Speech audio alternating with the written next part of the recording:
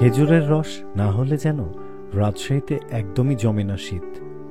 কুয়াশা ভেজা প্রভাতে গাছ থেকে রসের হাড়ি নামানোর দৃশ্য কিংবা বাড়ির উঠানে গুড় পাকানোর আয়োজন, হরেক পদের পিঠাপুলির উৎসব শীতের আমেজকে করে তোলে আরও বেশি উৎসবমুখর। আর তাই তো রাজশাহীতে শীতের অন্যতম প্রধান অনুষঙ্গ রসের হাড়ি। এই যেন বাংলা চিরায়িত রূপ।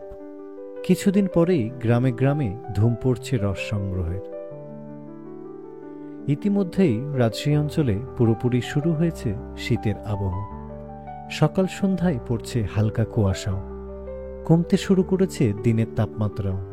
আর এরই মধ্যে শীতের সকালে খেজুরের রস সংগ্রহের সব প্রস্তুতিই সম্পন্ন করেছে রাজশাহীর গাছিরা। এখন শুধুই রস সংগ্রহের পালা। রাজশাহীর প্রায় 28,000 পরিবারের সংসার চলে খেজুরের রস ও গুড় বিক্রি করে। রাজশাহীর বিভিন্ন উপজেলায় প্রায় 543 হেক্টর জায়গা জুড়ে 11,11,343টি গাছ রয়েছে। এসব গাছ থেকে ইতিমধ্যেই রস সংগ্রহের জন্য প্রস্তুত করা হয়েছে। আর এই খেজুর রস সংগ্রহ ও গুড় তৈরির সঙ্গে এবার রাজশাহীর প্রায় 50,000 চাষি সম্পৃক্ত রয়েছে। শীত আর একটু বাড়লেই কয়েকদিনের মধ্যেই শুরু হবে রস সংগ্রহের উৎসব।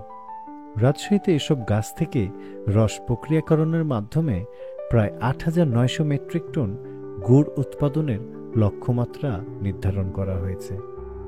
এ থেকে প্রায় 250 কোটি টাকা বাণিজ্য হওয়ার সম্ভাবনা রয়েছে। খেজুর রস ও গুড় থেকে গত মৌসুমে 141 কোটি 82 লাখ টাকার ব্যবসা হয়েছে।